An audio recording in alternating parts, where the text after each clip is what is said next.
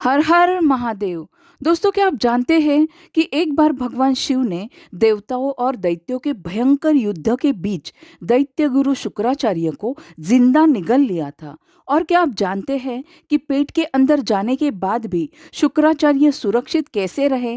आज के इस वीडियो में हम सावन मास महात्म्य के 14वें अध्याय की वो अनोखी कथा जानेंगे, जहां आप सुनेंगे महादेव की असीम माया, शुक्राचार्य की गुप्त साधना और एक ऐसे शक्तिशाली राक्षस बानासुर की कहानी जिसने खुद भगवान शिव से ही युद्ध मांग लिया था।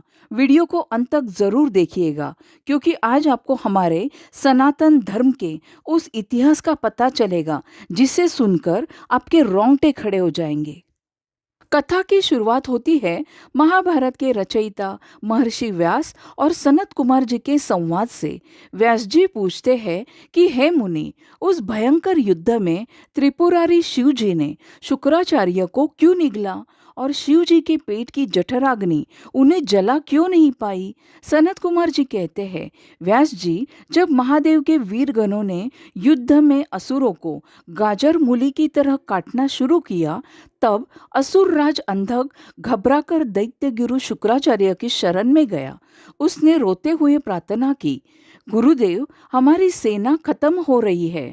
अपनी मृत संजीवनी विद्या से हमारे मरे हुए योद्धाओं को जीवित कीजिए।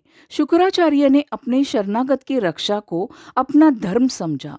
वो युद्ध भूमि में उतरे और महादेव का ही ध्यान करके मरे हुए राक्षसों पर संजीवनी विद्या का प्रयोग करने लगे। चमत्कार देखिए, देखते ही देखते मरे हुए राक्षस ऐसे उठ खड़े हुए मानो अभी अभी सोकर उठे हो। दोबारा जिंदा हुए असुरों ने शिवगणों पर काल बनकर हमला कर दिया।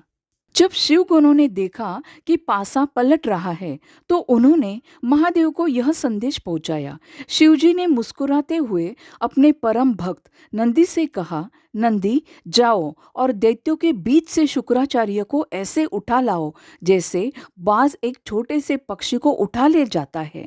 महादेव की आज्ञा पाते ही नंदी सांड की तरह गरजे। राक्षसों की विशाल सेना को लांघते हुए वो सीधे शुक्राचार्य के पास पहुंचे। दैत्यों ने पहाड़, पत्थर, तलवारों से नंदी पर हमला किया, लेकिन बलशाली नंदी ने अपने मुख की अग्नि से सारे अस्त्र शस्त्र भस्म कर दिए। उन्होंने शुक्राचार्य को दबोचा और सीधे महादेव के सामने लाकर खड़ा कर दिया। महादेव ने बिना एक क्षण गवाए शुक्राचार्य को एक पके हुए फल की तरह अपने मुंह में डाल दिया और निगल गए। दैत्य गुरु के गायब होते ही राक्षसों में हाहाकार मच गया। उनकी हालत बिना सींग के सांड और बिना सूंड के हाथी जैसी हो गई। उनका सारा हौसला टूट गया। अब सोचिए, शिवजी के पेट के अंदर क्या हुआ होगा। सनत कुमार जी बताते हैं कि शुक्राचार्य शिवजी के पेट के अंदर हवा की तरह मार्ग ढूंढने लगे। वहां उन्हें कोई अंधेरा नहीं मिला, बल्कि शिवजी के पेट के भीतर उन्हें पाताल सहित 7 लोक, ब्रह्मा जी, नारायण, इंद्र, अप्सराओं के महल और यहाँ तक कि बाहर चल रहा युद्ध भी दिखाई देने लगा। वो पूरे 100 वर्षों तक शिवजी के पेट में भटकते रहे। अंत में उन्होंने हार मानकर शैव योग का आश्रय लिया और महादेव के एक अत्यंत शक्तिशाली मंत्र का जाप करना शुरू किया।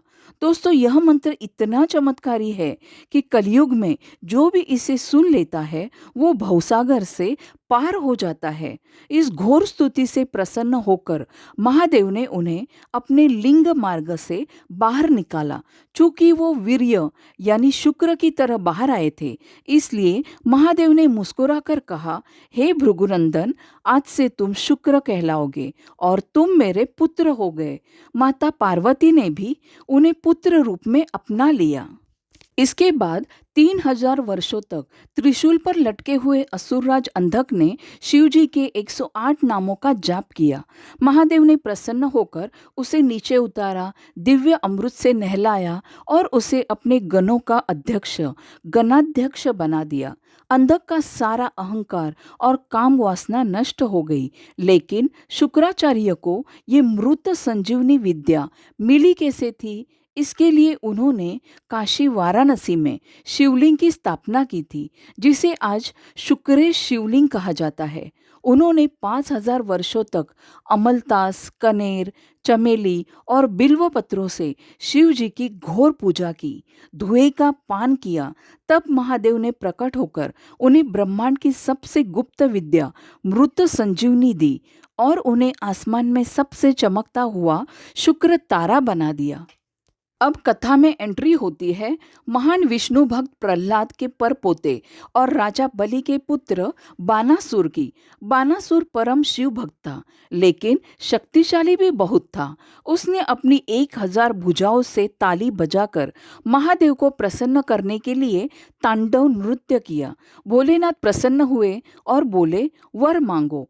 बानासुर ने वरदान में मांगा कि महादेव स्वयं उसके नगर के शोणितपुर के रक्षक बने। महादेव मान गए, लेकिन वरदान पाकर बानासुर को घमंड हो गया।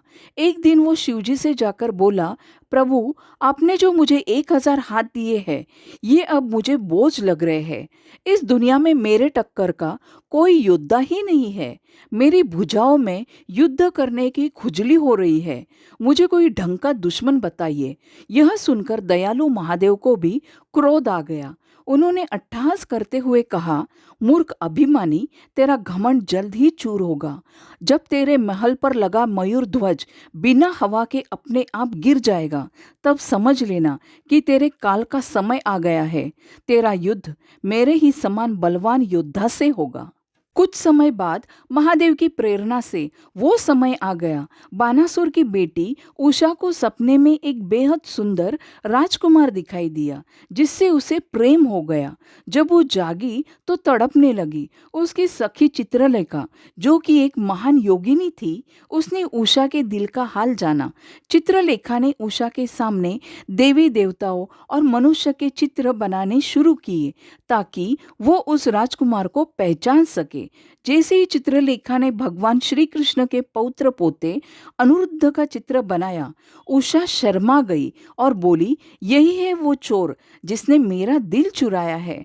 चित्रलेखा अपनी योग शक्ति से द्वारका गई और सोते हुए अनिरुद्ध को पलंग समेत उठाकर बानासुर के महल में ले आई। जब बानासुर के पहरेदारों को पता चला कि अंतपुर में कोई अजनबी युवक है, तो उन्होंने राजा को खबर दी। बानासुर ने गुस्सा होकर 10,000 सैनिक भेजे, लेकिन श्री कृष्ण के पोते अनिरुद्ध कोई साधारण युवक नहीं थे। उन्होंने देखते ही देखते अकेले ही उन 10,000 सैनिकों को यमराज के पास भेज दिया। बानासुर खुद युद्ध में आया, लेकिन अनिरुद्ध के प्रहार से वो भी घबरा गया। अंत में बानासुर ने छल का सहारा लिया और नागपाश यानी सांपों के बंधन से अनिरुद्ध को बंदी बना लिया और पिंजरे में कैद कर लिया। बानासुर के मंत्री कुंभाड़ ने अनिरुद्ध से कहा कि राजा से माफी मांग लो, लेकिन एक सच्चे क्षत्रिय की तरह अनिरुद्ध ने कहा, कायरों की तरह हाथ जोड़कर जीने से बेहतर है रणभूमि में सीना तानकर मरना। तभी महल में एक जोरदार आकाशवाणी गूंज उठी। उस आकाशवाणी ने क्या कहा और आगे श्री कृष्ण और महादेव के बीच कैसा भयंकर युद्ध हुआ, ये हम जानेंगे सावन मास कथा के अगले अध्याय में। दोस्तों, अगर आपको शिव महापुराण की यह अद्भुत कथा पसंद आई हो तो वीडियो को लाइक करें, चैनल को सब्सक्राइब करें और कमेंट में हर हर महादेव लिखना ना भूलें। मिलते हैं अगले अध्याय में। तब तक के लिए जय श्री महाकाल।